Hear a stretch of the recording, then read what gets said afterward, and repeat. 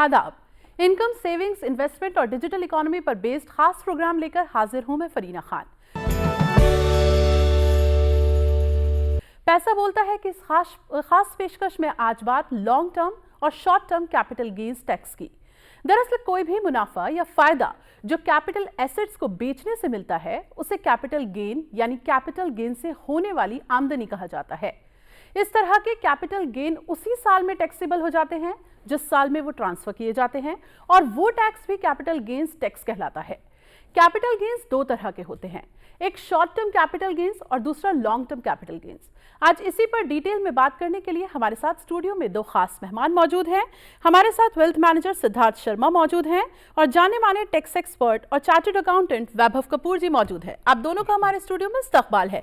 Sir, सबसे पहला सवाल मैं आपसे करना चाहती हूँ। मैं चाहूंगी कि आप हमारे व्यूअर्स को ये समझा दें कि शॉर्ट टर्म और लॉन्ग टर्म कैपिटल गेन्स में होता क्या है और इन दोनों में फ़र्क क्या है।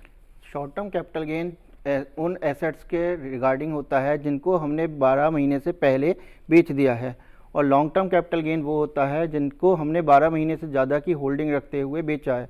In case of equity shares, mutual funds के केस में आपका होल्डिंग पीरियड जो होता है वो 12 महीने से ज़्यादा का काउंट किया जाता है।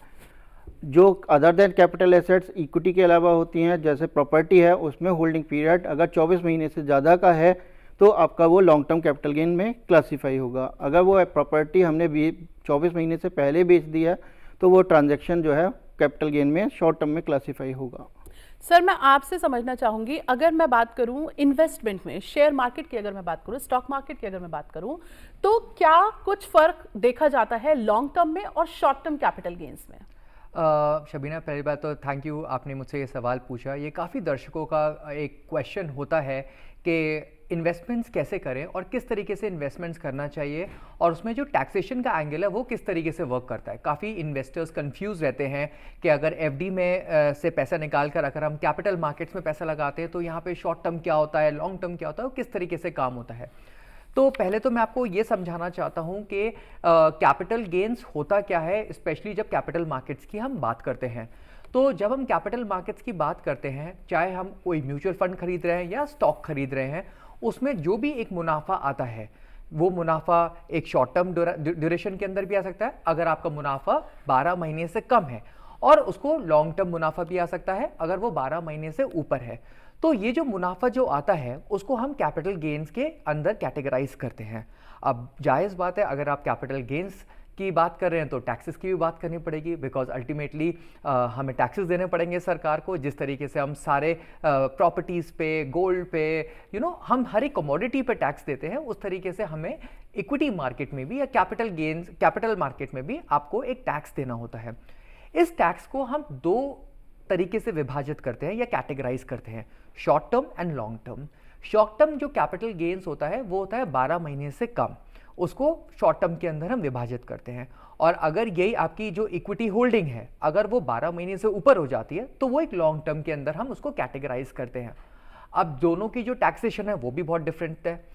जनरली सरकार ये कहती है कि आपको अपनी सिक्योरिटीज़ चाहे वो एक म्यूचुअल फंड हो या वो एक स्टॉक हो, आपको लंबे दौरान, आपको लॉन्ग ड्यूरेशन के लिए आपको उसको रखना होता है।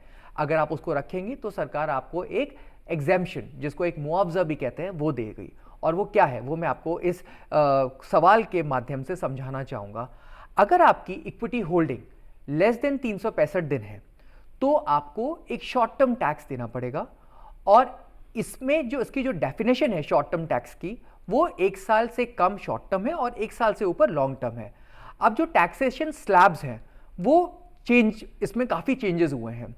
जैसे 2018 से पहले शॉर्ट टर्म और लॉन्ग टर्म कोई टैक्स ही नहीं था, और इवेंचुअली सरकार ने इस पर एक शॉर्ट टर्म और लॉन्ग टर्म टैक्स लगाया, जिसमें शॉर्ट टर्म जो टैक्स था इनिशियली वो एक अलग था और लॉन्ग टर्म अलग था, जिसमें लॉन्ग टर्म आपको सिर्फ 10% का टैक्स देना पड़ता था, और जो शॉर्ट टर्म है वो कैपिटल गेन्स आपको 15% देना पड़ता था। बट इस बार जो बजट आया था, जो निर्मला सीतारमण जी जो हमारे फाइनेंस मिनिस्टर हैं, उन्होंने जो प्रस्तुत किया था, उसमें उन्होंने जो टैक्स के जो स्लैब्स हैं वो बदल दिया, और उन्होंने ये बोला कि जो लॉन्ग टर्म कैपिटल गेन्स है उस पर हम 12.5% चार्ज करेंगे, और जो शॉर्ट टर्म कैपिटल गेन्स है जिस पे जो हमें टैक्स चार्ज करेंगे वो हम 20% चार्ज करेंगे। तो इस तरीके से उन्होंने शॉर्ट टर्म और लॉन्ग टर्म दोनों की जो स्लैब्स है वो इंक्रीज करके 20% short term and 12.5% long term बना दिया। बट इसमें उन्होंने एक एग्जेम्पशन और भी दिया, और उन्होंने ये बोला कि अगर आपका जो कैपिटल गेन्स है लॉन्ग टर्म में, दैट मीन्स 365 डेज से ऊपर है, तो जो पहले आपको 1 लाख रुपए तक का जो एग्जेम्पशन मिलता था अब वो 1.25 लाख हो गया। तो as a result of it investors को टैक्स तो ज्यादा देना पड़ेगा, बट जो एक एग्जेम्पशन की जो एक लिमिट है वो भी इंक्रीज कर दी, जहां तक इसका मतलब आपको 1.25 लाख तक का जो कैपिटल गेन्स बैठ रहा है आपको, तब तक आपको टैक्स नहीं देना पड़ेगा। तो इस तरीके से कैपिटल मार्केट्स में स्पेसिफिकली शॉर्ट टर्म और लॉन्ग टर्म की जो एक डेफिनेशन है और जो एक स्लैब्स हैं वो इस तरीके से डिफरेंशिएट आउट किया गया है। एक बहुत इंपॉर्टेंट सवाल होता है कि वैसे तो कहा जाता है कि जो लॉन्ग टर्म कैपिटल गेन्स है वो ज़्यादा फायदेमंद है अगर हम शॉर्ट टर्म से कंपैरिजन करें। सर, अगर यहाँ पे देखा जाए तो क्या हम लॉन्ग टर्म को प्रेफर करें, और अगर इन्वेस्टर्स जो हैं, जो शॉर्ट टर्म इन्वेस्टर्स हैं, अगर वो देखें कि लॉन्ग टर्म जो कैपिटल गेन्स के जो बेनिफिट्स हैं वो ज़्यादा हैं, तो किस तरह से उनको इस बात को लेके कन्विंस होना चाहिए कि वो लॉन्ग टर्म में जा सकें? Sir please. देखिए, सवाल बहुत ही जायज़ है, और ये सवाल के माध्यम से जो इन्वेस्टर्स के अंदर जो एक जागरूकता है वो भी एक पैदा होना बहुत ज़रूरी है। कि पहली बात तो जब भी आप एक इन्वेस्टमेंट्स करते हैं वो हम लॉन्ग टर्म होराइजन के हिसाब से करते हैं। शॉर्ट टर्म में मार्केट्स ऊपर जाती है, नीचे जाती है, उसके कारण परेशान होना या दिक्कत होने का कोई फ़ायदा नहीं है। तो सरकार भी यही कहती है कि अगर आप लॉन्ग ड्यूरेशन के लिए, दैट मीन्स 365 डेज 365 दिन से ऊपर अगर आप सिक्योरिटीज़ रखेंगे तो हम आपको एक एग्जेम्पशन या हम आपका जो टैक्स स्लैब है जिसको हम कैपिटल गेन्स टैक्स बोलते हैं वो हम कम कर देंगे। और इसके दौरान जो 20% का आपको शॉर्ट टर्म लगना था, अगर आप अपनी सिक्योरिटीज़ को, चाहे वो स्टॉक्स हो या म्यूचुअल फंड्स हो, अगर आप उनको होल्ड कर रहे हैं, अगर आप 365 दिन अगर आप क्रॉस कर लेते हैं तो आपका जो एक लॉन्ग टर्म कैपिटल गेन्स है वो ऑटोमेटिकली कम हो जाता है, जो कि अब सिर्फ 12.5% है, जो पहले इनिशियली 10% था। तो इस हिसाब से आपको मोर और लेस 7.5% तक का गेन आपको जो टैक्स के अंदर जो मुआवजा है या एग्जेम्पशन है वो आपको मिल जाता है। तो सरकार भी यही चाहती है कि आपका जो होल्डिंग पीरियड है वो लंबे से लंबे दौरान के अंदर हो, जिससे एक तो इन्वेस्टर्स को टैक्स कम देना पड़ेगा और एट द सेम टाइम वो मार्केट वॉलेटिलिटीज जो शॉर्ट टर्म में आती है उससे भी वो दूर हो पाएंगे। बिल्कुल, ये तो बात हुई हमारे स्टॉक मार्केट की, बात हुई शेयर मार्केट की, बात हुई जो इन्वेस्टर्स थे उनके लिए बात हुई। मैं वैभव जी से समझना चाहूंगी। वैभव जी, अगर देखा जाए तो जो शॉर्ट टर्म कैपिटल गेन्स हैं उसमें अगर जैसे फ्लैट्स हैं, लोगों के पास एसेट्स उस तरह के हैं, तो उसमें बहुत ज़्यादा फायदा उनको किस में होता है? क्या लॉन्ग टर्म कैपिटल गेन्स में ज़्यादा फायदा है, और अगर है तो और क्या क्या फायदे ऐसे हैं जिसकी वजह से उन्हें लॉन्ग टर्म गेन्स जो है, कैपिटल गेन्स जो है वो प्रेफर करना चाहिए? पहले तो यह है कि जो लॉन्ग टर्म का बेनिफिट है, अगर आप उसमें एग्जम्पशन का पॉइंट ऑफ व्यू से देखना चाहेंगे तो गवर्नमेंट ने हमारे सेक्शन में एक प्रेफरेंस दी है कि सेक्शन 54F में जाके आप अपने कैपिटल गेन को री इन्वेस्ट कर सकते हो, और उस पर आपका with in time period of 3 साल के अंदर अगर आप रेजिडेंशियल प्रॉपर्टी में इन्वेस्टमेंट करते हो तो वो टैक्स बेनिफिट पूरा मिलेगा।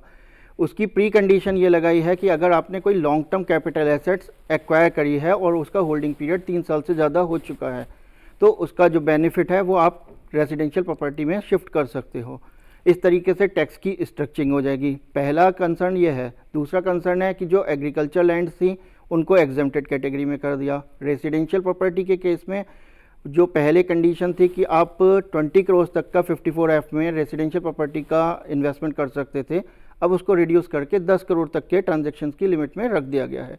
तो अल्टीमेटली गवर्नमेंट कह रही है कि आप लॉन्ग टर्म का बेनिफिट अपने रेजिडेंशियल प्रॉपर्टीज़ में और अपने फ्यूचर की नेसेसिटीज़ वाली चीज़ों में इन्वेस्ट करिए ताकि आपको लॉन्ग टर्म में उसका बेनिफिट मिलता रहे। अगर हम हमारी फ्लैट्स, रेजिडेंशियल प्रॉपर्टी या प्रॉपर्टीज़ को लेकर जो बात थी वो बहुत क्लियर हमें समझ में आई। मैं सिद्धार्थ जी से समझना चाहती हूँ। सिद्धार्थ जी, अगर जब हमारी बात होती है कि जो इन्वेस्टर्स हैं वो अपने पोर्टफोलियो को किस तरह से प्लान करें जिससे जब टैक्स बर्डन की जो बात आती है उसको मिनिमाइज किया जा सके और जो रिटर्न्स हैं उसको मैक्सिमाइज किया जाए, तो किस तरह से वो अपने पोर्टफोलियो को पूरा प्लान करें, ये बताइए। देखिए, बहुत बहुत ही इम्पॉर्टेंट क्वेश्चन है, क्योंकि एज अ वेल्थ मैनेजर या एज एन इन्वेस्टमेंट एडवाइज़र या पोर्टफोलियो मैनेजर्स, आपका जो रोल होता है वो दो चीज़ों में होता है। एक तो ऑब्वियसली आपको पोर्टफोलियो डिज़ाइन करना होता है जिससे रिटर्न्स मैक्सिमाइज हो सके, and at the same time जो आपके जो नेट रिटर्न्स है, जो आपके हाथ में पैसा आ रहा है या बैंक में जो पैसा आ रहा है, वो भी मैक्सिमाइज होए। और वो तभी हो सकता है जो सेकेंड कॉम्पोनेंट है जिसको हम टैक्स बोलते हैं वो कम से कम लगे। तो इसमें एज अ पोर्टफोलियो मैनेजर्स मैं अपने इन्वेस्टर्स को यही एक सजेशन देता हूँ कि सबसे पहले जो आपका जो एक होल्डिंग पीरियड है वो थोड़ा लंबे ड्यूरेशन के लिए होना चाहिए। वो लंबे ड्यूरेशन के लिए इसलिए नहीं क्योंकि एक टैक्स कम लगता है, बट इसलिए भी बहुत इंपॉर्टेंट है वो लंबे ड्यूरेशन का, सो दैट आप मार्केट की जो वॉलेटिलिटीज़ है उससे भी आप बच पाते हैं। चाहे वो आपका स्टॉक्स हो, चाहे वो म्यूचुअल फंड्स हो, अल्टीमेटली जाता पैसा कैपिटल मार्केट्स में ही है। तो अगर इन्वेस्टर्स ये चीज़ को बहुत क्लियरली समझ लेते हैं कि इन्वेस्टमेंट्स अगर करनी है तो इन्वेस्टमेंट्स लंबे ड्यूरेशन के लिए करनी है, तो ऑटोमेटिकली उनको एक ही वो दो चीज़ों का बेनिफिट एक साथ ले सकते हैं। और वो क्या बेनिफिट्स है? सबसे पहले उनके रिटर्न्स इंक्रीज होने के जो चांसेस है वो ज़्यादा बढ़ जाएंगे, एट द सेम टाइम वॉलेटिलिटीज़ भी कम आएंगी। और दूसरा जो एक एस्पेक्ट है ये है कि वो टैक्स कॉम्पोनेंट जो है, टैक्स मिटिगेटिव स्ट्रैटेजीज भी अडॉप्ट कर सकते हैं जहां वो अपने टैक्स को भी सेव कर पाएंगे in terms of in their investments. तो जो उससे फ़ायदा ये होगा कि जो उनका जो नेट प्रॉफिट्स जो है वो उनके जो वो लेके जा रहे हैं अपनी बैंक में, वो अल्टीमेटली बढ़ जाएगा। और क्योंकि आपने मुझसे ये सवाल पूछा है, तो एज अ टैक्स एडवाइजर ये भी एक बहुत इंपॉर्टेंट, हमने कैपिटल गेन्स की तो बात कर लिया, लेकिन कैपिटल लॉसेस भी तो एक इंपॉर्टेंट कंपोनेंट है। और जो इन्वेस्टर्स हैं वो कैपिटल लॉस का भी जो फायदा है वो भरपूर उठाते हैं। और वो क्या है? फॉर एग्जाम्पल, जैसे आपने डेफिनेशंस काफ़ी क्लियर कट बता दी कि 365 दिन से नीचे या तो कैपिटल गेन्स होगा या कैपिटल लॉस होगा। इन द सिमिलर मैनर 365 दिन के बाद अगर कोई सिक्योरिटी बेचते हो, या तो वो लॉन्ग टर्म गेन होगा या लॉन्ग टर्म लॉस होगा। ये भी बहुत इंपॉर्टेंट है। अब पॉइंट ये है कि एज एन इन्वेस्टमेंट एडवाइजर मुझे ये भी देखना होता है कि क्या आप अपने शॉर्ट टर्म गेन्स को या शॉर्ट टर्म लॉसेस को कैरी फॉरवर्ड कर सकते हैं या नहीं। वो भी तो एक पोर्टफोलियो डिजाइनिंग का एक बहुत इंपॉर्टेंट पार्ट है। और ये इस पोडियम के थ्रू, इस प्रोग्राम के थ्रू मैं दर्शकों को बहुत क्लियरली बताना चाहता हूं कि आप अपने जो भी शॉर्ट टर्म गेन्स हैं या शॉर्ट टर्म लॉसेस हैं, आप उनको कैरी फॉरवर्ड कर सकते हैं फॉर योर, अगर आपको ऑफसेट करना है अपने लॉन्ग टर्म गेन्स या लॉन्ग टर्म लॉसेस के अगेंस्ट। तो इसका क्या मतलब है कि अगर लेट से आपके पोर्टफोलियो के अंदर कुछ सिक्योरिटीज है in terms of mutual funds या स्टॉक्स जो आप होल्ड कर रहे हैं और उसमें एक शॉर्ट टर्म लॉस हो गया, अब आप इसको 4 साल तक इसको कैरी फॉरवर्ड कर सकते हैं और आप अपने जो लॉन्ग टर्म गेन्स हैं उसके अगेंस्ट आप उसको ऑफसेट कर सकते हैं।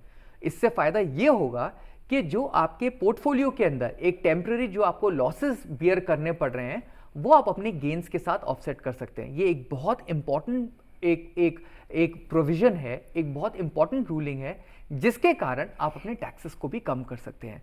ये जनरली इन्वेस्टर्स इस प्रोविजन को भूल जाते हैं, जिसके कारण वो ऑफसेट करते हैं और वो अगले साल अपना उस फाइनेंशियल ईयर के टैक्सेस को देते हैं। तो अगर ये प्रोविजन भी अगर इन्वेस्टर्स को बहुत क्लियरली समझ में आ जाए कि शॉर्ट टर्म गेन्स और लॉसेस को आप अपने long term gains and losses के साथ ऑफसेट कर सकते हैं, तो ये बहुत इंपॉर्टेंट चीज़ है। इसमें बस क्लॉज ये है कि आप अपने लॉन्ग टर्म गेन्स को सिर्फ लॉन्ग टर्म लॉसेस के साथ ही ऑफसेट कर सकते हैं। अगर इन्वेस्टर्स इस कॉन्सेप्ट को बहुत क्लियरली समझ जाएं तो उनका जो टैक्स बर्डन है वो कम होगा एंड ऑन एन एवरेज उनके जो रिटर्न्स हैं वो भी बढ़ जाएंगे। बिल्कुल, आपकी बात को ही मैं आगे बढ़ाना चाहूंगी। आपने बोला कि टैक्स स्ट्रैटेजीज जो हैं वो इन्वेस्टर्स को पता होना चाहिए। मैं चाहूंगी थोड़ा सा आप स्ट्रैटेजीज के बारे में बताएं, क्या कुछ स्ट्रैटेजीज उनको फॉलो करनी चाहिए और क्या कुछ स्ट्रैटेजीज वो अपना सकते हैं जिससे वो अपने रिटर्न को मैक्सिमाइज करके और जो टैक्सेस हैं और उनके जो बर्डन है उसको मिनिमाइज कर सकें। Again a very good question. एक तो ये बात समझना बहुत ज़रूरी है कि इन्वेस्टमेंट मार्केट में जो कैपिटल मार्केट्स होती हैं उसमें दो प्रोडक्ट्स होते हैं, एक तो इक्विटी प्रोडक्ट है और एक डेट प्रोडक्ट होता है। तो इक्विटी प्रोडक्ट में जैसे हमने पूरे इस प्रोग्राम के दौरान बात करी है शॉर्ट टर्म की और लॉन्ग टर्म की, इन द सिमिलर मैनर ये जो डेट म्यूचुअल फंड्स होते हैं उसमें भी एक टैक्सेशन लगता है। उसमें आज से 2 साल पहले भी शॉर्ट टर्म और लॉन्ग टर्म लगता था, लेकिन उसकी जो डेफिनेशन थी वो थोड़ी डिफरेंट थी। 3 साल से पहले आपकी जो डेट सिक्योरिटीज होती थी वो शॉर्ट टर्म के अंदर आती थी, और 3 साल के बाद जो आपकी जो सिक्योरिटीज होती थी अगर आप उनको बेचते थे तो वो लॉन्ग टर्म के अंदर आती थी, और उसमें आपको इंडेक्सेशन का बेनिफिट भी मिलता है। अब इंडेक्सेशन क्या होता है ये मैं आपको थोड़ी देर में समझाऊंगा, बट उससे पहले मैं आपको बताना चाहूँगा कि 2 साल पहले सरकार ने ये जो शॉर्ट टर्म और लॉन्ग टर्म की जो डेफिनेशन है डेट फंड्स में वो ख़त्म कर दी, और उसके दौरान जो आपके जो डेट म्यूचुअल फंड्स हैं उस पर फ्लैट आपको टैक्स स्लैब्स के अकॉर्डिंगली आपको टैक्स लगेगा, और ऑन द अदर हैंड अगर मैं बात करूं तो उसकी जो भी इनकम है वो आपके इनकम में ऐड हो जाएगी at the time of filing of the income tax. तो टैक्स मिटिगेटिव स्ट्रैटेजी से जो पहले जो इन्वेस्टर्स अपने जो डेट फंड्स को 3 साल से ऊपर रखते थे जहां उनको इंडेक्सेशन का बेनिफिट मिलता था, वो जो बेनिफिट है अब सरकार ने उसको ख़त्म कर दिया है। बट इक्विटी में जो है वो बेनिफिट आज भी है कि अगर आप अपने होल्डिंग पीरियड को 365 दिन से ऊपर ले जाएंगे तो बाय डिफ़ॉल्ट है आपके टैक्सेस कम हो जाएंगे, और आपके जो नेट रिटर्न्स हैं जो 12.5% के टैक्स को कटने के बाद वो ज़्यादा हो जाएंगे। और यही एक कारण है कि काफ़ी पैसा जो डेट म्यूचुअल फंड में जो पहले होल्ड करता था आज वहाँ से निकलकर हाइब्रिड और इक्विटी म्यूचुअल फंड्स के अंदर मूव कर रहा है। क्यों? क्योंकि वहाँ अगर लंबे ड्यूरेशन का पैसा है तो पहले तो रिटर्न्स भी थोड़े से ज़्यादा हैं, and at the same time जो आपके टैक्सेस हैं वो भी कम है। तो इसलिए जो इन्वेस्टर्स, जो आपने मुझसे पूछा जैसे सवाल कि टैक्स मिटिगेशंस के लिए इन्वेस्टर्स किस तरीके से स्ट्रैटेजाइज कर रहे हैं अपने पोर्टफोलियोज, तो ये समझना बहुत ज़रूरी है कि जो पास्ट रुझान है उसमें से इन्वेस्टर्स ने डेट से पैसा निकाला, इक्विटी के अंदर डाला, हाइब्रिड हो या वो प्योर इक्विटी फंड्स हो, और उन्होंने 365 दिन से ऊपर पोर्टफोलियोज होल्ड किया। इसमें एक क्लॉज मैं ये भी जोड़ना चाहता हूं कि एक टैक्स हार्वेस्टिंग भी एक क्लॉज होता है। अब वो क्या है? इसमें आपको जो, जैसे मैंने थोड़ी देर पहले बताया, आपको ऑलमोस्ट 1.25 लाख तक का जो आपका कैपिटल गेन्स है वो एग्जेम्प्ट हो जाता है। तो इन्वेस्टर्स क्या करते हैं, हर साल थोड़ा थोड़ा अपना जो टैक्स हार्वेस्टिंग है वो भी कर लेते हैं। उससे क्या होता है, उनके ऊपर जो बर्डन है टैक्स का वो कम पड़ता है फ्यूचर में। तो ये भी एक इंपॉर्टेंट कारण है जिसके थ्रू आप अपने टैक्स को कम कर सकते हैं और अपने पोर्टफोलियोज के जो रिटर्न्स हैं वो ओवरऑल इंक्रीज कर सकते हैं। बिल्कुल।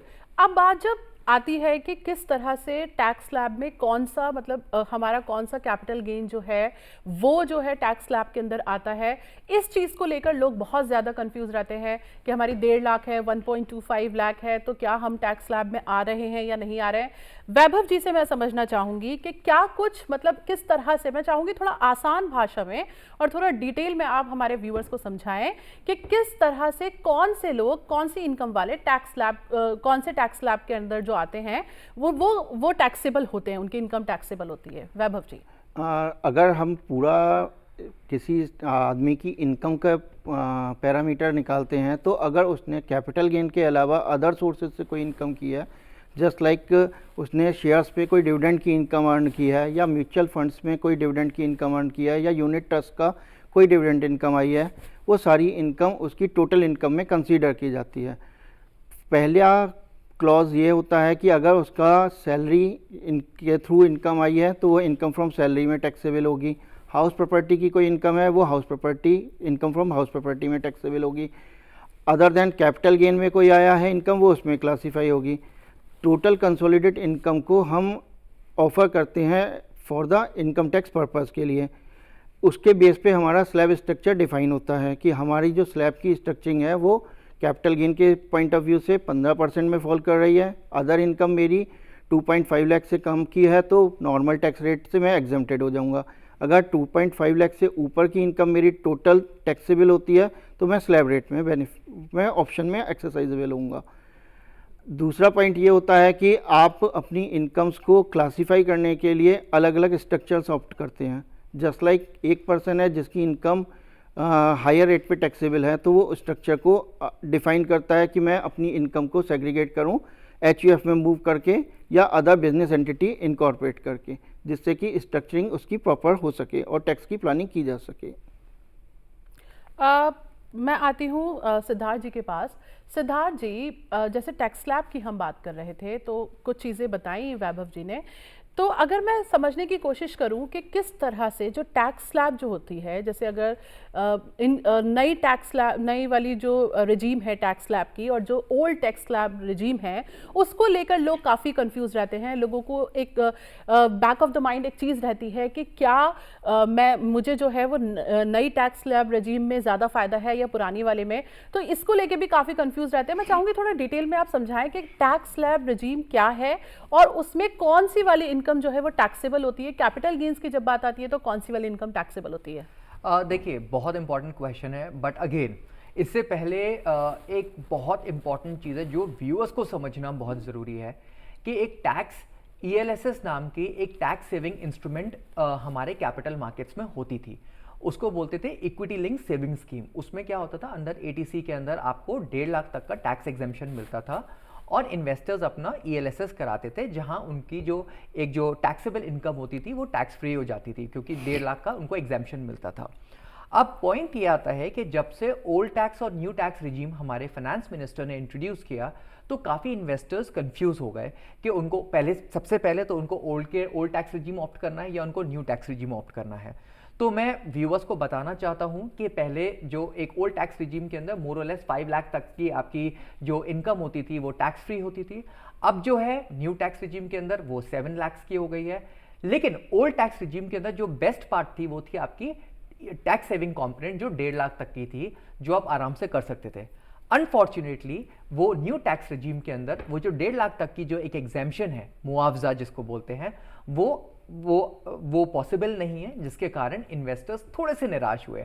बट क्योंकि उनकी जो नॉन टैक्सेबल इनकम है वो बढ़ गई, तो वो एक इंपॉर्टेंट एस्पेक्ट है। लेकिन from the capital point of view, capital markets के अगर पॉइंट ऑफ व्यू से मैं अगर इस क्वेश्चन को लूं, तो जो इक्विटी मार्केट है वो उसमें जो टैक्सेस लगते हैं उसमें फ्लैट, इरिस्पेक्टिव आपकी कोई भी इनकम हो, आपको 12.5% long term and 20% short term आपको देना ही है, चाहे आप टैक्सेबल ब्रैकेट के अंदर आते हैं या आप नॉन टैक्सेबल ब्रैकेट के अंदर आते हैं। लेकिन जो डेट म्यूचुअल फंड्स हैं, अगर आप होल्ड कर रहे हैं, क्योंकि अब डेट में तो जैसे मैंने अभी थोड़ी देर पहले बताया कि short term and long term की जो डेफिनेशन है वो चेंज हो गई। अब तो कोई उसमें तो एज पर according to your income tax slab ही आपको टैक्स देना पड़ेगा। तो उसमें जो है, अगर आपकी जो इनकम है, फॉर एग्जाम्पल आपकी ओल्ड टैक्स रिजीम में अगर आप ऑप्ट कर रहे हैं तो उसमें अगर 5 लाख है, या न्यू टैक्स रिजीम में अगर 7 लाख है, तो अगर आप उस नॉन टैक्सेबल ब्रैकेट के अंदर अगर आप फॉल कर रहे हैं तो आपका जो डेट म्यूचुअल फंड से जो आपकी जो इनकम आ रही है वो नॉन टैक्सेबल ब्रैकेट के अंदर आएगी।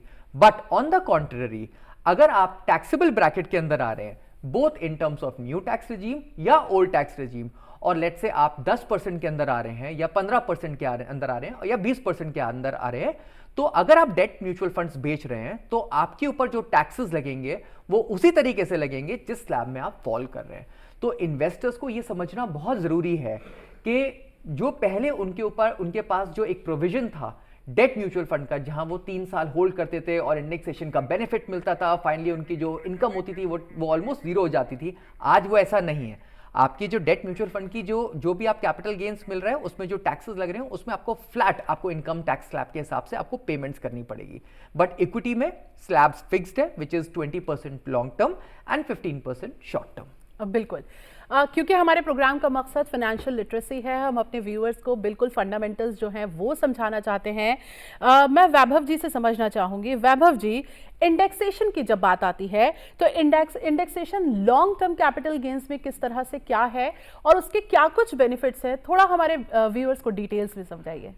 इंडेक्सेशन एक तरीके से कि अगर आपका पुराना कोई खरीदी हुई चीज़ है और उसकी आज की मार्केट वैल्यू को डिटरमाइन करने के लिए गवर्नमेंट की तरफ से एक रूल्स प्रिस्क्राइब किए गए, जिसमें ये कहा गया कि अगर आपने 2001 एंड 2001 में कोई एसेट्स परचेज़ करी है और उसकी वैल्यू 100 रुपीज़ है, तो और अगर आप उस एसेट्स को 2024-25 में बेचते हैं तो उसकी मार्केट वैल्यू 3.63 टाइम्स बढ़ गई है। इसका मतलब सीधे शब्दों में यह है कि अगर वो पैसे की वैल्यू 100 रुपये थी पहले, वो आज के टाइम पे उसकी वैल्यू 363 रुपये हो गई है। इंडेक्सेशन के थ्रू हमारा मेन फोकस होता है कि महंगाई की करस्पॉन्डिंग जो हमारी वैल्यू बढ़ रही है, हम उसका benefit at the time of calculation of capital gain के टाइम पे दिए हैं। उसके लिए गवर्नमेंट की तरफ से रूल्स प्रेस्क्राइब किए गए और हर साल उसको डिफाइन करके प्रेस्क्राइब किया जाता है इंडेक्सेशन के फॉर्म में। इससे मेनली फोकस ये होता है कि आपने जो अपने पैसे की दर में बढ़ोतरी करी है, उसका बेनिफिट आपकी जो एसेट्स है उसमें किस तरीके से इनकॉर्पोरेट किया जाए। तो मेनली कंसर्न ये होता है गवर्नमेंट का कि अगर इंडेक्सेशन का बेनिफिट दे रहे हैं तो हमारी जो इन्वेस्टमेंट की वैल्यू है वो आज के टाइम पे कितनी मार्केट वैल्यू के करस्पॉन्डिंग आ चुकी है। लेकिन इस बीच में सबसे बड़ा सवाल जो होता है वो ये होता है कि क्या टैक्स पेयर्स के लिए इंडेक्सेशन वाली जो चीज़ है वो क्या बेनिफिशियल है। सिद्धार्थ जी, मैं आपसे समझना चाहूँगी कि किस तरह से क्या कुछ बेनिफिट्स हैं इंडेक्सेशन के। देखिए, बहुत बहुत इम्पॉर्टेंट सवाल है, बहुत ज्वलंत मुद्दा है इनफैक्ट इंडेक्सेशन। इन्वेस्टर्स को, जैसे वैभव जी जो कि एक टैक्स एक्सपर्ट हैं, उन्होंने बताया कि इंडेक्सेशन होता क्या है। इन्फ्लेशन, जिसको हम महंगाई कहते हैं, उसको अगर हमें अकाउंट फॉर करना होता है अपने इन्वेस्टमेंट्स में, तो हम इंडेक्सेशन का इस्तेमाल करते हैं। जैसे उन्होंने बताया कि 2001 की अगर जो प्राइस है, अगर आज की डेट में अगर आप देखेंगे कि अगर आपने 100 रुपये का वो खरीदा है और उसमें अगर हम इन्फ्लेशन, जिसको हम महंगाई है, उसका जो एक रेट है अगर उसको ऐड कर लें तो वो 336 हो जाएगा। तो लेट्स से अगर आप उसको बेच रहे हैं आज उस सिक्योरिटी को, तो उसमें जो गेन्स आएगा वो आप 100 रुपये से कैलकुलेट नहीं करेंगे, आप 365 से कैलकुलेट करेंगे, 336 से, और जिसकी जो आज की वैल्यू है उसके जो बीच का जो गैप है आप उसको लेंगे एज अ कैपिटल गेन्स। अब ये तो बहुत ही इंटरेस्टिंग चीज़ है ना, क्योंकि उससे क्या है, आपका जो ओवरऑल कैपिटल गेन्स है वो बच जाएगा, क्योंकि आपके कैपिटल गेन्स में जो एक इन्फ्लेशन है वो ऑलरेडी डिस्काउंटेड है, वो ऑलरेडी कैलकुलेट किया गया है।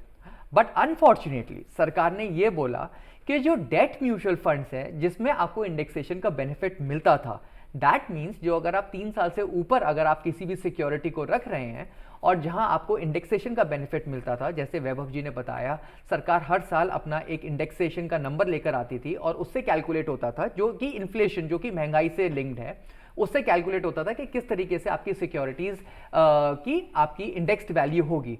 वो वाला जो कंपोनेंट है वो खत्म कर दिया है। तो as a result of it जो इंडेक्सेशन का जो बेनिफिट है, वो इंडेक्सेशन का बेनिफिट अब नहीं मिलता जो पहले था। पहले क्या था, जो कैपिटल गेन्स पे जो भी इंडेक्स्ड वैल्यू होती थी, दैट मींस आप आज अगर आज आप बेच रहे हो उस सिक्योरिटी को, उस पर जो इंडेक्सेशन लगता था उस पर आपको 20% देना पड़ता था। बट इंडेक्सेशन का जो क्लॉज है, क्योंकि वो खत्म कर दिया सरकार ने, इसलिए आज आपको फ्लैट एज पर according to your income tax slab आपको सिक्योरिटीज में आपको टैक्स देना पड़ता है। On the contrary, equity mutual funds जो होते हैं या इक्विटी स्टॉक्स जो होते हैं, उसमें कभी इंडेक्सेशन लगा ही नहीं। तो as a result of which वहां पे इंडेक्सेशन की कभी कोई बात नहीं करी है। बट दर्शकों को, व्यूअर्स को समझना बहुत जरूरी है कि इंडेक्सेशन एक ऐसा एस्पेक्ट है, एक ऐसा कॉन्सेप्ट है जहां पे महंगाई को लेकर आप अपने कैपिटल गेन्स को कम कर देते हो, क्योंकि आपके कैपिटल गेन्स के अंदर जो महंगाई का जो कंपोनेंट है वो ऑलरेडी एडेड होता है। तो अगर आप इंडेक्स्ड वैल्यूज अगर आप लोगे तो वो बहुत कम बैठेगी। तो आज भी सरकार ने, जैसे सर बताएंगे आपको कि प्रॉपर्टी में किस तरीके से इंडेक्सेशन का क्लॉज में चेंजेस आए हैं और किस तरीके से इन्वेस्टमेंट के रुझान में चेंज आए हैं। तो लैंड और हाउस या कमर्शियल आप रियल एसेट्स की बात करो तो इंडेक्सेशन वहाँ थोड़ा सा डिफरेंट काम करता है, और इक्विटीज में तो अब इंडेक्सेशन की बात ही नहीं करनी चाहिए, बिकॉज ऐसा कंपोनेंट, ऐसा प्रोविजन अब है ही नहीं। बिल्कुल, क्योंकि काफ़ी सारे चेंजेस की बात हो रही है। अगर हम देखें तो 23 जुलाई 2024 को काफ़ी चेंजेस आए हैं, जिसमें जो सबसे इम्पॉर्टेंट चेंज था वो था कि 12.5% अब टैक्स रिड्यूस करके कर दिया गया है। और क्या कुछ चेंजेस हैं, वैभव जी मैं आपसे समझना चाहूँगी, और क्या कुछ चेंजेस हैं जो इस वक्त, अगर हम एसेट्स की बात करें, प्रॉपर्टी की बात करें, तो उसमें आए हैं गवर्नमेंट की तरफ से, और क्या कुछ ऐसी चीज़ें हैं जो हमारे व्यूअर्स को जानना ज़रूरी है अगर वो प्रॉपर्टी को ओन कर रहे हैं या फिर वो उनको बेचना है, या फिर इस तरह की जो चीज़ें हैं, थोड़ा सा हमारे व्यूअर्स को डिटेल में समझाइए। जो प्रॉपर्टी से रिलेटेड ट्रांजेक्शन से या इक्विटी से रिलेटेड ट्रांजेक्शन से, उसमें मेजर जो कंपोनेंट रहा गवर्नमेंट की तरफ से कि आप अपने होल्डिंग पीरियड को शॉर्ट टर्म के बदले में लॉन्ग टर्म में क्लासीफाई करिए। जिससे कि गवर्नमेंट के पास में जो रेवेन्यू की होल्डिंग पीरियड है, सर्कुलेशन ऑफ फंड्स है, वो टाइम फ्रेम एक लॉन्ग हॉरिजन के हिसाब से मिल सके। मेजरली गवर्नमेंट की तरफ से कई सारे इक्विटी इंस्ट्रूमेंट्स भी लॉन्च किए गए, प्लस जो लॉन्ग टर्म के कैपिटल गेन के बेनिफिट के पॉइंट ऑफ व्यू से थे, तो उन्होंने गवर्नमेंट ने बॉन्ड्स इशू किए ताकि गवर्नमेंट को एटलीस्ट लिक्विड फंड्स की क्रंच नहीं आए मेजरली, क्योंकि अगर आप पैसा विड्रॉ करेंगे और फिर दूसरे इंस्ट्रूमेंट्स में इन्वेस्ट करेंगे तो वो फंड्स आपको सर्कुलेशन ऑफ ट्रेडिंग के फॉर्म में इनकॉर्पोरेट होंगे। एक बहुत बड़ा सवाल जो है वो ये आता है कि जब बात long term capital gain tax की आती है, लॉन्ग टर्म या short term capital gain tax की आती है, तो जो एक नया इन्वेस्टर होता है जो मार्केट में एंटर करता है, उसके दिमाग में बड़ा सवाल ये होता है कि आखिर ये कैलकुलेट कैसे किया जाता है। सिद्धार्थ जी, आप थोड़ा हमारे व्यूअर्स को समझाइए कि कैसे ये कैलकुलेट किया जाता है, और हमारे जो इन्वेस्टर्स हैं, जो भी इन्वेस्ट करना चाहते हैं, जो यंग इन्वेस्टर्स हैं, उनको किन बातों का ख्याल रखना चाहिए इस कॉन्टेक्स्ट में। देखिए, बहुत बहुत इम्पॉर्टेंट है। जनरली ये जो सवाल आता है ना, ये आता है 31 अक्टूबर के टाइम पे, जब आपको कैपिटल गेन्स रिपोर्ट्स आपको जनरेट करनी होती है, और उसमें पूरी जो डिटेल रिपोर्ट होती है वो, जो कि अब तो सॉफ्टवेयर ड्रिवन होती है, अब तो मैनुअल रिपोर्ट्स भी नहीं होती हैं। तो जो नए इन्वेस्टर्स हैं उनको ये समझना बहुत ज़रूरी है कि जब भी वो अपना इन्वेस्टमेंट कर रहे हैं तो एटलीस्ट बेयर मिनिमल उनका जो इन्वेस्टमेंट है वो 365 दिन से ज़्यादा हो जाए, क्योंकि अगर 365 दिन से ज़्यादा नहीं होगा तो अल्टीमेटली उनके ऊपर जो टैक्स का जो एक बर्डन है वो ज़्यादा बढ़ जाएगा। अब इसको कैलकुलेट कैसे करते हैं? हालांकि अब तो मैंने जैसे बताया, अब तो सारे ऑटोमेटेड सॉफ्टवेयर ड्रिवन रिपोर्ट्स होते हैं। मैं दोबारा, but for basic concept, basic understanding मैं समझाना चाहूँगा। लेट से अगर आपने 1 जनवरी 2024 को आपने अपनी कोई एसेट खरीदी जिसकी वैल्यू है 100 रुपये, और आपने उसको 1 फरवरी 2025 में आपने उसको बेच दिया, तो क्योंकि उसने अपना जो अंतराल है, इंटरवल जो है जिसको हम बोलते हैं, वो उसने 365 दिन क्रॉस कर लिया, तो बाय डिफॉल्ट है वो अपने लॉन्ग टर्म के अंदर फॉल करेगा। और फॉर एग्जाम्पल के लिए वो जो 100 रुपये है वो बन गया 150 रुपये 1 फरवरी 2025 को जब आपने उसको बेचा, तो उसमें ऑन एन एवरेज जो कैपिटल गेन्स बैठा वो बैठा 50 रुपये का। अब क्योंकि एक लॉन्ग टर्म के अंदर फॉल करेगा तो इसमें आपको फ्लैट 12.5% आपको देना पड़ जाएगा।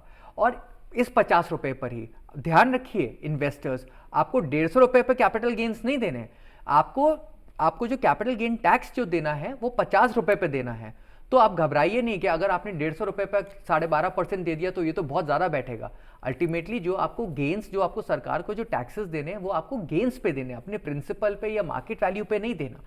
तो इस तरीके से कैपिटल गेन्स की बहुत क्लियर कट और सिंप्लीफाइड फॉर्म में कैलकुलेशन होती है, जहां ईच एंड एवरी सिक्योरिटी जो भी आपने खरीदा है, जो भी आपने बेचा है, वो पूरा एक फाइनेंशियल ईयर में उनके ट्रांजैक्शंस जो होते हैं, जब at the time of filing of the income tax या एडवांस टैक्स जैसे भी आपको करना होता है, आपको उस रिटर्न्स को प्रोड्यूस करना होता है और उसके अकॉर्डिंगली आपको अपने टैक्सेस को एडजस्ट करना होता है कि ये शॉर्ट टर्म है, ये लॉन्ग टर्म है। अगर शॉर्ट टर्म है तो फ्लैट 20% देंगे इक्विटी पे, लॉन्ग टर्म है तो आप फ्लैट 12.5% देंगे। और डेट में जैसे हम 2-3 बार ऑलरेडी बात कर चुके हैं, अगर आपकी जो भी सिक्योरिटीज आप बेच रहे हैं, आपको अपने उसका जो भी कैपिटल गेन्स बैठेगा वो आपके इनकम टैक्स स्लैब में ऐड हो जाएगा, इनकम में ऐड हो जाएगा, और टैक्स स्लैब के अकॉर्डिंगली आपको अपने पेमेंट्स करनी होगी। तो बहुत ही क्लियर कट अंडरस्टैंडिंग है, बहुत सिंपल है, बट इन्वेस्टर्स को समझना ये ज़रूरी है कि कैपिटल गेन्स बैठता है। बिकॉज ये सवाल ना मेरे पास एट द टाइम ऑफ जब कैपिटल गेन्स रिपोर्ट आती है तो इन्वेस्टर्स जनरली पूछते हैं, अरे ये कैपिटल गेन्स क्या चीज़ है और कैपिटल गेन्स कैसे कैलकुलेट होता है? क्योंकि अल्टीमेटली 3 साल से मार्केट एक बुल रन में गया था जिसके कारण काफ़ी कैपिटल गेन्स हुआ है इन्वेस्टर्स को। लेकिन इसका मतलब ये नहीं है कि आप अपनी जेब में पूरा कैपिटल गेन्स लेके जाएंगे, आपको टैक्सेस सरकार को देना पड़ेगा और आपके पास जो बचेगा वो नेट बचेगा, नेट ऑफ टैक्सेस। तो ये जो कॉन्सेप्ट है ये समझिए, उस समझने के बाद ही आप इन्वेस्ट कीजिए।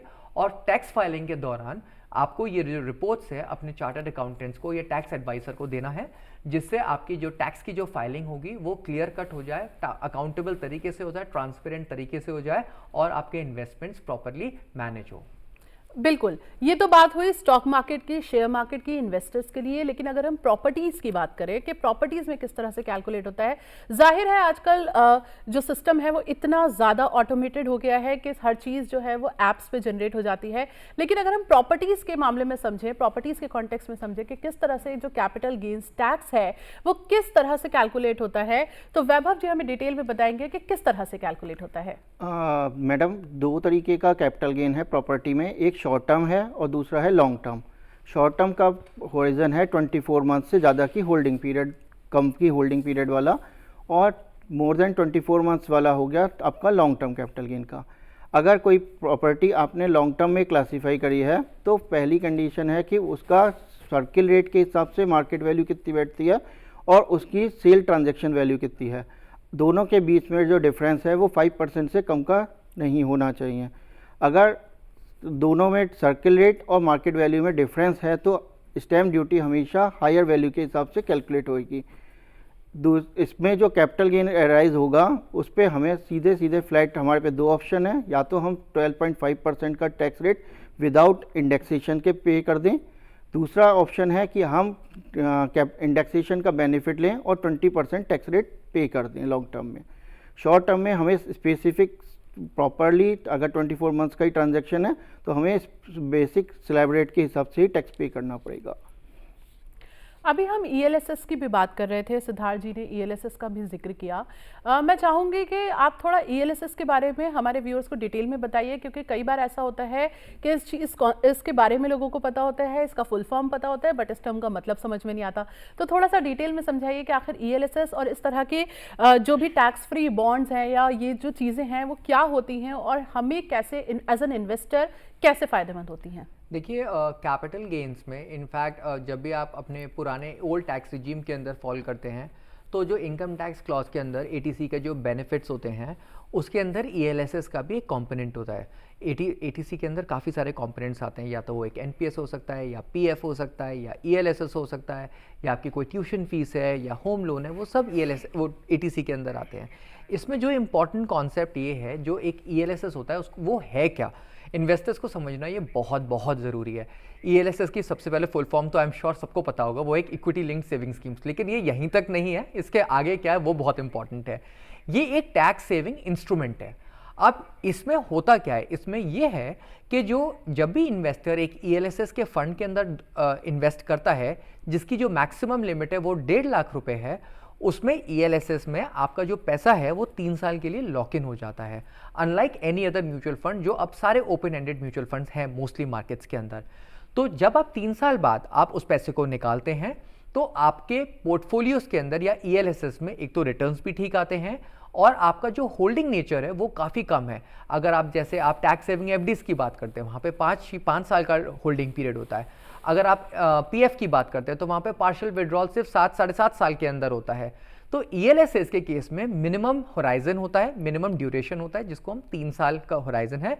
तो ये एक कारण है जिसके कारण काफ़ी सारे ईएलएसएस, हर एक फंड हाउस के पास अपना एक ईएलएसएस फंड है, वहाँ पे इन्वेस्टर्स इन्वेस्ट करते हैं, अपनी टैक्स प्लानिंग करते हैं। अगर आप लेट से 30% के टैक्स स्लैब में फॉल करते हैं, अगर आप ईएलएसएस करवा लेते हैं तो आपका मोर और लेस 45,000 तक का जो टैक्स है वो बच जाता है। लेकिन इसमें भी एक कैच आया है कि अगर आप अपने न्यू टैक्स रेजिम के अंदर अगर आप फॉल कर रहे हैं तो आप ईएलएसएस का बेनिफिट नहीं ले सकते।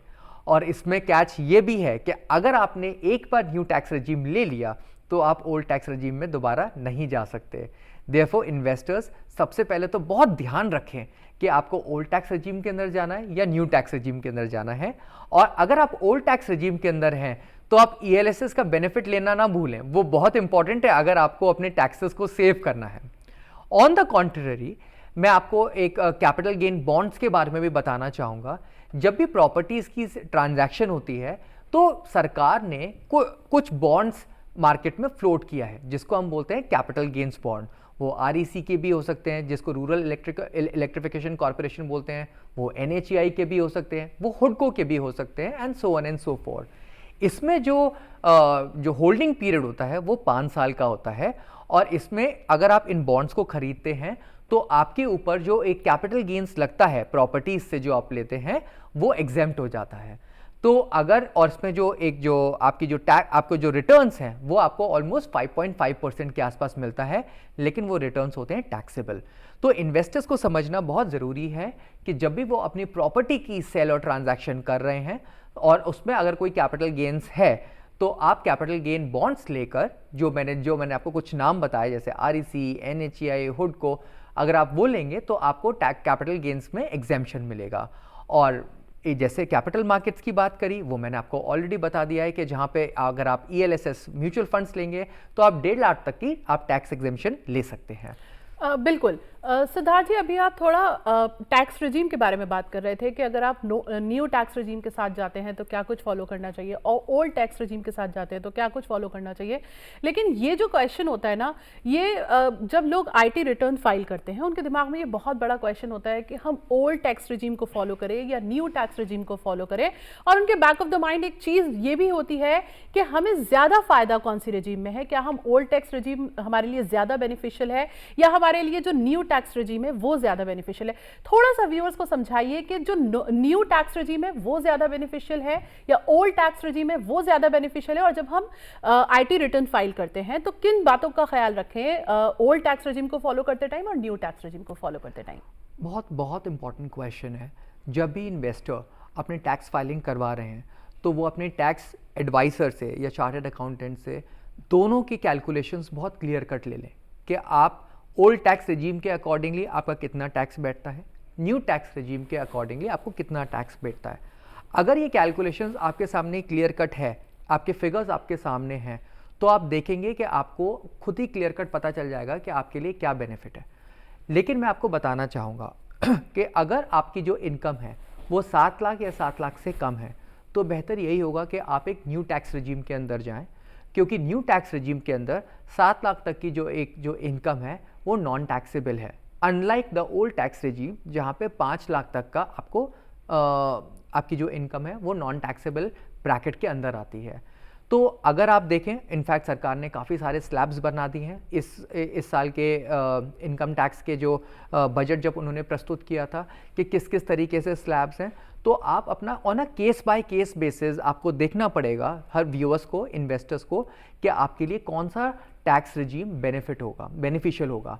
इसके साथ ये भी बहुत समझना बहुत ज़रूरी है कि आप बहुत ध्यान से और कॉशियसली अपना टैक्स रिजीम चूज़ करें, क्योंकि आपने एक बार जो चूज़ कर लिया, ओल्ड से आप न्यू में जा सकते हैं लेकिन न्यू से आप ओल्ड में नहीं आ सकते। इसलिए आप अपने टैक्स एडवाइजर्स, चार्टर्ड अकाउंटेंट से बहुत क्लियर कट आप अंडरस्टैंडिंग ले लें कि आपको किस केस बाय केस बेसिस पे कि आपको कहाँ फ़ायदा है। जैसे फॉर एग्जांपल ऐसा भी हो सकता है कि वाइफ ओल्ड टैक्स रिजीम में ज़्यादा बेनिफिट ले रही है, हस्बैंड न्यू टैक्स रिजीम में ज़्यादा बेनिफिट ले रही है, और जैसे सर ने बताया अगर HUF आपने फॉर्म किया है तो लेट्स से वो भी एक न्यू टैक्स रिजीम में उसका ज़्यादा बेनिफिट है।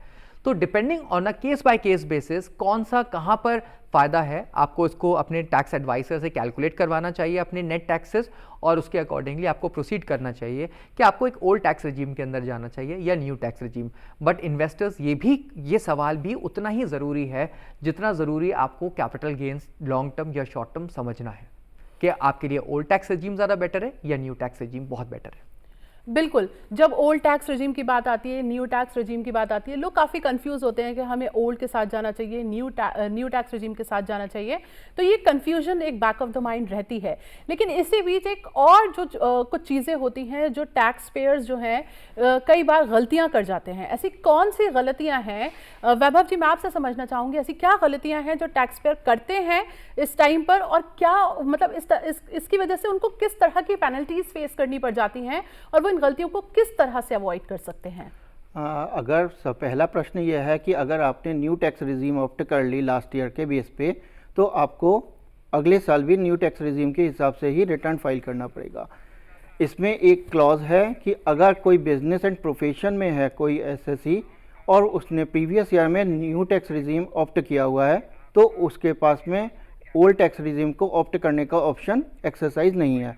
सेक्शन 115 BAC स्पेसिफिकली ड्राफ्ट किया गया था, जिसमें एक एसएससी के फॉर्म पे ये डिफाइन किया गया था कि अगर आपने बिजनेस एंड प्रोफेशन को ऑप्ट करते हुए, मतलब कोई व्यवसाय या पेशा करते हुए आपने अपने इनकम टैक्स रिटर्न को फाइल किया है वो न्यू टैक्स रिजीम को ऑप्ट करते हुए, तो अगले साल भी आप बाउंड हो जाते हैं कि न्यू टैक्स रिजीम को ही ऑप्ट कर सकते हैं। केवल सैलरी और अगर अगर उसकी सैलरी की इनकम है या उसकी किराए की इनकम है, जिसको हम इनकम फ्रॉम हाउस प्रॉपर्टी में क्लासीफाई करते हैं, तो उस एसएससी के पास में ये ऑप्शन है कि वो ओल्ड टैक्स रिजीम में अगर प्रीवियस ईयर में रिटर्न फाइल किया है तो वो न्यू टैक्स रिजीम में ऑप्ट इन कर सकता है। लेकिन बिजनेस एंड प्रोफेशन में ऑप्ट इन का ऑप्शन नहीं है। अगर एक बार आपने ऑप्ट इन कर लिया तो आपको वही ऑप्ट करना पड़ेगा। बिल्कुल, जो हमारे नए इन्वेस्टर्स हैं, अगर उनकी बात करें या और भी जो हमारे व्यूअर्स हैं जो ऑलरेडी इन्वेस्टमेंट कर रहे हैं, उनके लिए अगर मैं कंक्लूडिंग मैसेज लेना चाहूँ लॉन्ग टर्म और शॉर्ट टर्म कैपिटल गेन्स पर, सिद्धार्थ जी मैं आपसे चाहूँगी कि कंक्लूडिंग मैसेज दें आप कि क्या कुछ जो चीज़ें हैं उनको फॉलो करना चाहिए। एक छोटा सा मैं चाहूँगी कि एक हमारे लिए, हमारे व्यूअर्स के लिए एक नोट हो। देखिए व्यूअर्स, कंक्लूडिंग मैसेज सबसे ज़्यादा इंपॉर्टेंट ये है कि आपको ये पता होना चाहिए कि आप जो भी अपनी सिक्योरिटीज़, म्यूचुअल फंड्स हो या स्टॉक्स हो, जब भी आप उसको बेच रहे हैं आपके ऊपर कैपिटल गेन्स लगेगा ही लगेगा। At the time of filing आपको पता होना चाहिए कि जब अपनी सारी डॉक्यूमेंटेशंस कर रहे हैं तो आपको अपनी कैपिटल गेन रिपोर्ट्स भी आपको अपने टैक्स एडवाइज़र को, टैक्स प्लानर को आपको देनी पड़ेगी, जिससे उसको मदद मिल सके आपके प्रॉपर टैक्स फाइलिंग के लिए। दूसरी चीज़, आपके कैपिटल गेन्स रिपोर्ट में ये बहुत क्लियर कट होना चाहिए कि कितना कंपोनेंट लॉन्ग टर्म है और कितना कंपोनेंट शॉर्ट टर्म है। ऐसा नहीं होना चाहिए कि पूरा आपका जो कैपिटल गेन्स है वो लॉन्ग टर्म के अंदर क्लासीफाई हो गया या पूरा आपका जो कैपिटल गेन्स है वो शॉर्ट टर्म के अंदर क्लासीफाई हो गया।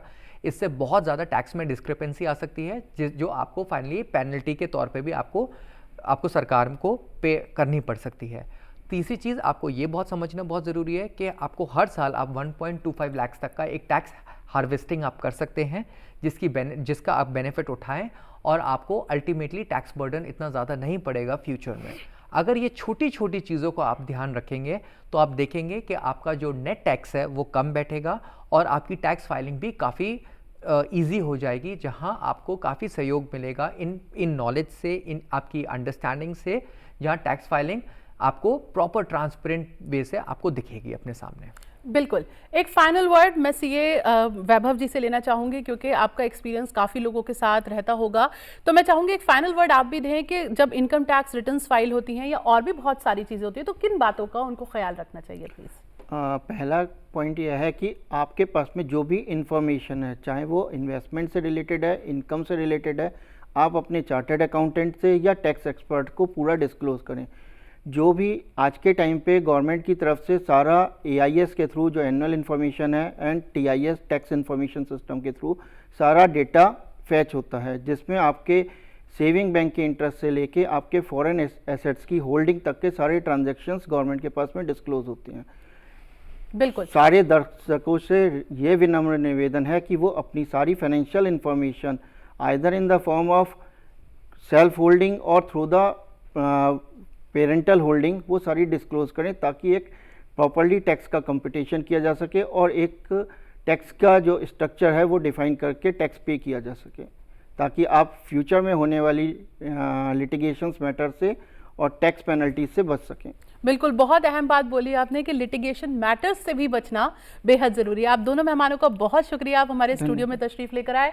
हमारे इस खास पेशकश में फ़िलहाल इतना ही। फ़िलहाल हमें दीजिए इजाज़त, और आपको हमारा ये प्रोग्राम कैसा लगा ये भी आप हमें बता सकते हैं। इसके लिए हमारी ईमेल ID है ddurduspecials@gmail.com। फ़िलहाल के लिए हमें दीजिए इजाज़त। आदाब।